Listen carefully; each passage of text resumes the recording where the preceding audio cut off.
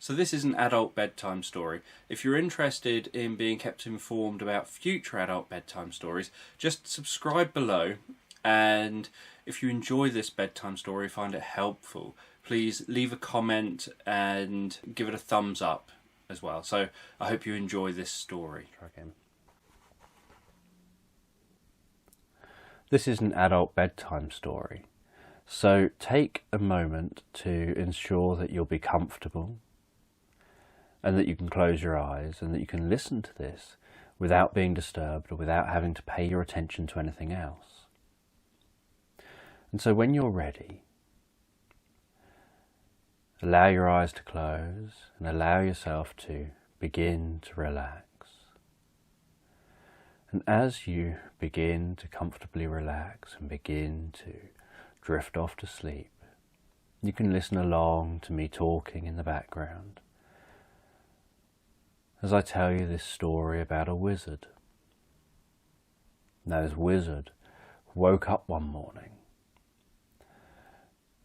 He was shivering and cold and sweating, and he had this feeling that dark magic had been released across the land.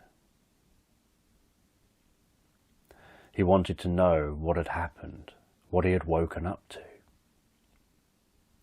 So he went to his spell chamber and carefully whipped up a potion. And as he whipped up that potion, he poured that potion then carefully into a container, sealed the container, placed that container over a fire. And as he watched the flickering flames dancing in the liquid in the container, he gazed into that container, gazed into that liquid, and began to put himself into a trance. He had to become one with the liquid. He had to connect with that liquid so that he could see across the land, so that he could see what was going on elsewhere, so that he could hone in on that dark magic and find out what it is and where it's coming from. So he gazed into that liquid and he started chanting to himself repetitively. And while he chanted repetitively to himself, he could feel a light coming off the liquid. He could feel that light touching his skin, passing down through his head, through his face, passing down through his shoulders, down into his arms, into his hands, passing down through his back, towards his legs. And this light passed down through his body, relaxing him, putting him into a deep and comfortable trance. And as he went deeper and deeper and more comfortably into this trance, he started seeing swirling colours and shapes and clouds appearing in the liquid. He could hear a whirring sound, he could hear different other sounds as he connected with that liquid. He could hear the popping, crackling fire in the background as it warmed the liquid. And as he went deeper and deeper into this trance, so the background started to fade away, as if he was becoming just one with the liquid. And while the background faded away and he became one with the liquid, he started to see as if he was floating elsewhere in the land, as if his room had disappeared and he was floating elsewhere in the land, becoming one with a different location.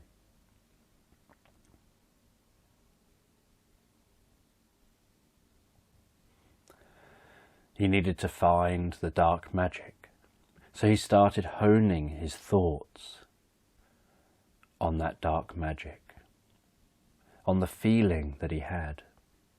And while he focused on that feeling, he began to hear the roar of a dragon,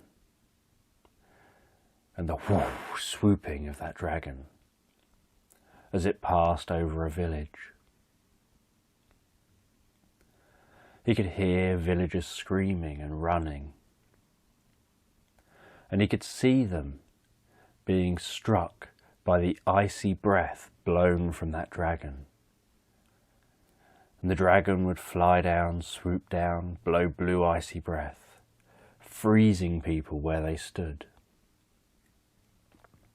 Then it would fly up, circle around, fly back down again, and as it got close to the ground, it would swoop low across the villagers, breathing out a long breath of icy blue breath,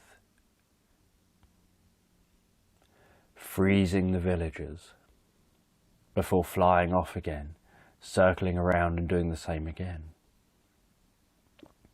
The wizard watched as the dragon froze all the villagers in that village, before it then left that village and flew off again. The wizard knew that it was going to fly to another village, and that it would probably fly village to village, freezing everyone. He didn't know how the dragon was awoken. He didn't know why the dragon was awoken. All he knew was this dragon has dark magic contained within it,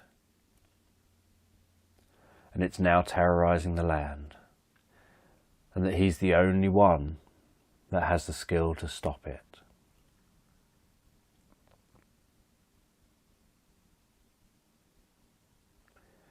So the wizard knows he has to go and find that dragon and put the dragon back asleep. So he then exits the trance, comes back to the room, puts out the fire, and leaves his home to go on a journey.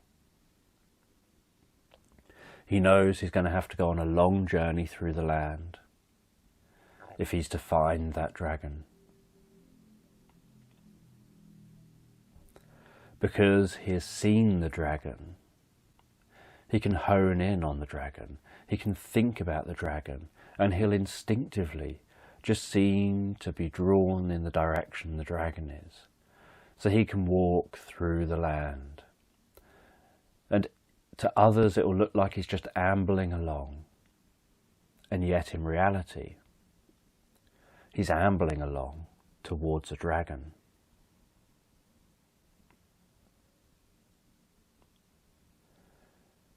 So he wanders through the land, wanders into the forest. And the forest is dense and dark. And he wanders through that forest, hacking away at the branches, clearing a path for himself.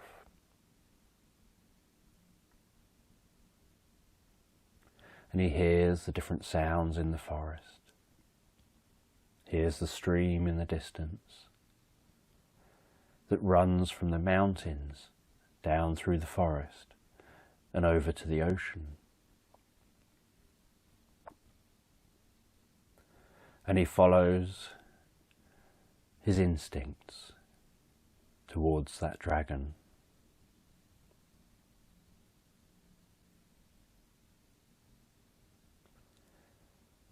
And after a while, he finds himself at the village he saw in his mind. He sees the frozen villagers. He walks among them. He sees that although they're frozen, they're not dead. That if he can put that dragon back to sleep, the dragon's spell will be broken and all the villagers will awaken.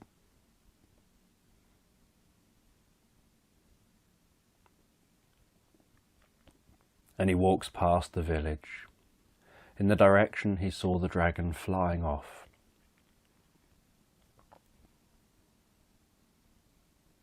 And after a long walk, he finds a bridge, a huge stone bridge. And there's a long drop down from the stone bridge, where the river has dug out a gorge. and he walks over that stone bridge and carries on a path through the woods on the other side.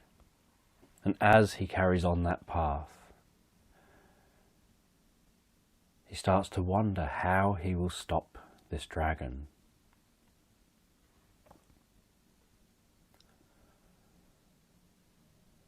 He decides that the best way to stop a dragon that breathes ice is with fire.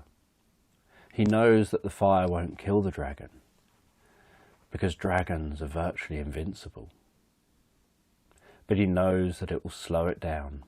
It'll neutralize its breath. And it'll give him a chance to cast a sleep spell on the dragon, putting the dragon back to sleep again. He's curious and he wonders how the dragon woke up in the first place. There must be someone or something behind it. But the biggest priority is putting that dragon back to sleep. After a long journey, he starts to hear screams in the distance, and the sound of the dragon swooping down.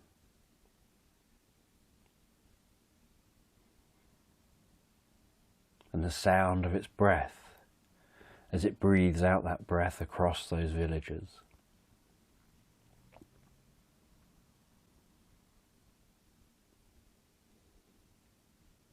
And when he gets to a clearing, he can see in the distance the dragon every time it swoops up into the air. Almost like watching an air show, he sees that dragon swoop up into the air, spin around and dive back down again. And then he'll watch it swoop up again, spin around and dive back down again on the village. The wizard heads towards the village. He knows that he may not get there in time to save these people right now, but he is closer to the dragon. When he arrives at the village, he sees the same scene as he saw before. So he travels deeper and deeper into the forest, knowing he's not far behind the dragon.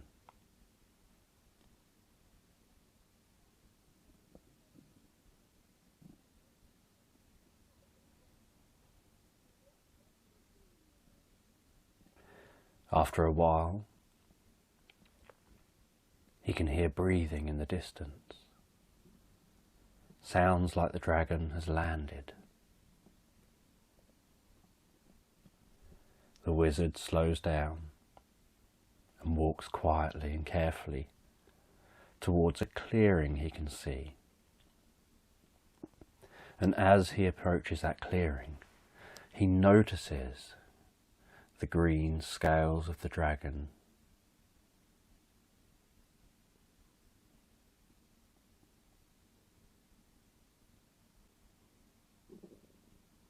He can see the dragon's eye looking his direction, and hear the powerful breath from the dragon.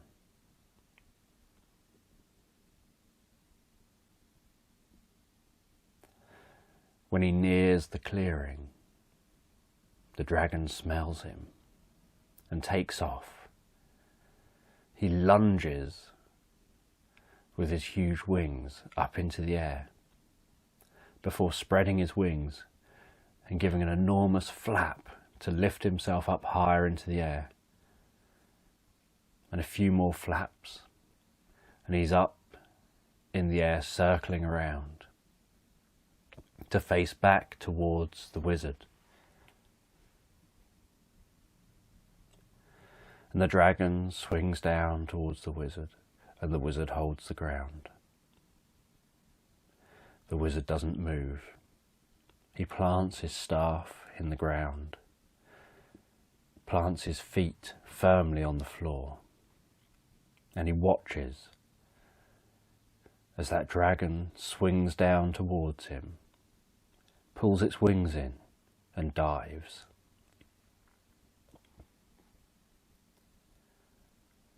And when the dragon is very near to the wizard, he puts out his right hand and starts chanting, starts giving a sleep spell.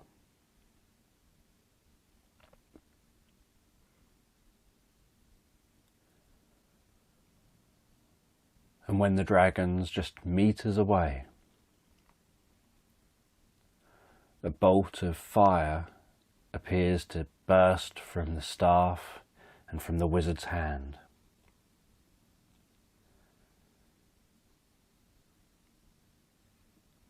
Striking the dragon's breath that he starts to spray towards the wizard. And the fire pushes on the breath, and the breath pushes back on the fire. And the fire pushes stronger on the breath, and the wizard focuses his attention, focusing and focusing, narrowing his focus, relaxing, focusing, as the flames push towards the dragon.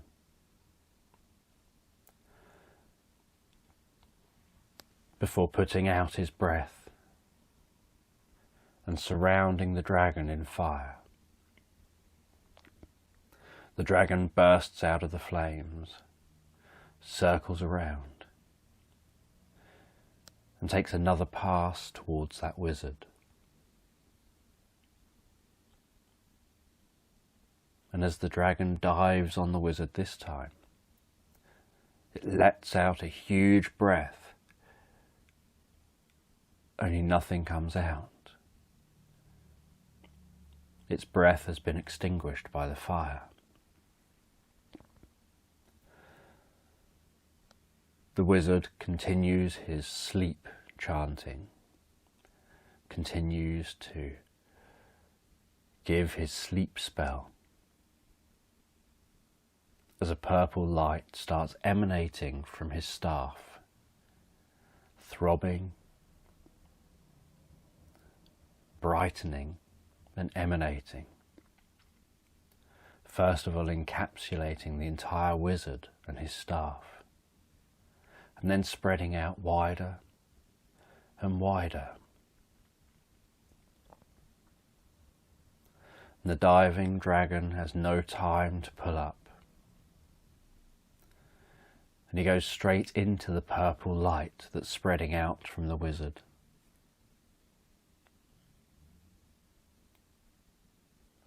And almost instantly, once he's fully inside the purple light, the dragon stops flying, its eyes close, and it thunders down to the ground, like a rock just dropping from the sky.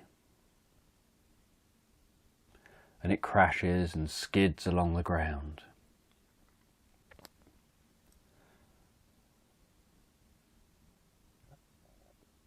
Sliding deep in the dirt, leaving a long crater behind, skidding to a halt.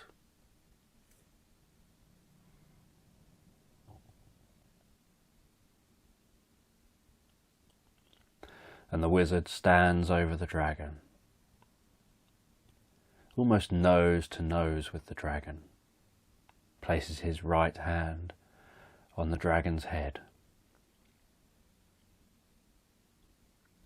and starts saying a spell to send the dragon back to where it came from.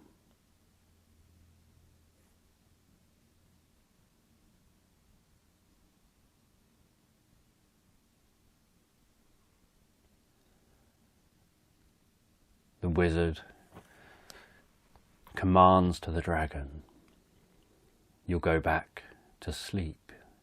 You'll go back to where you came."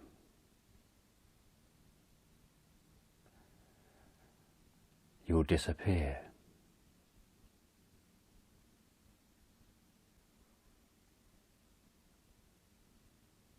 your magic will be gone. The world will be safe again.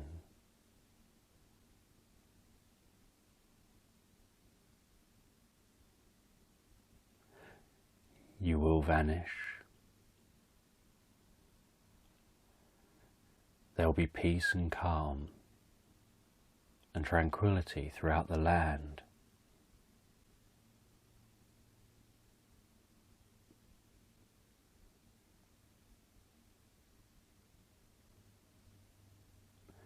And as the wizard continued to say its spell, the dragon started sinking into the mud, started sinking into the ground, as if the ground was swallowing that dragon back up, taking the dragon back from where it came. You'll go deeper and deeper. You'll relax under the ground. You'll sleep soundly and calmly, bringing peace to the land. And while the wizard continued saying his spell, so villagers began to thaw out, began to be free of the dragon's spell, unaware of exactly what had happened.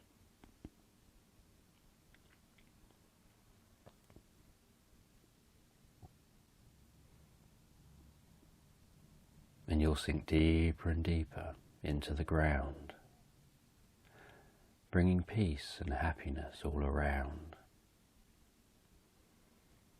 relaxing, drifting, floating down, deeper and deeper, bringing peace and calmness and sleep.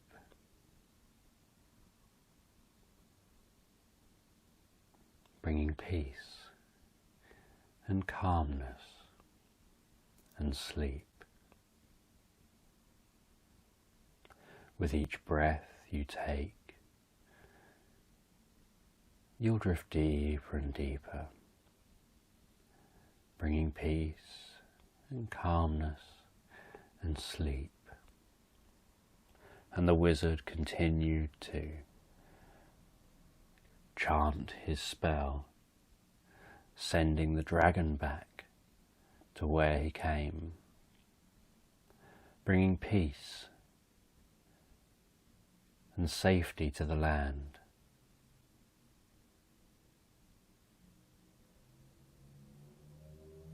And after he'd brought peace and safety to the land, and the dragon had totally been absorbed into the ground and covered up again, the wizard knew at any point the dragon could come back. Whoever had released him could do so again.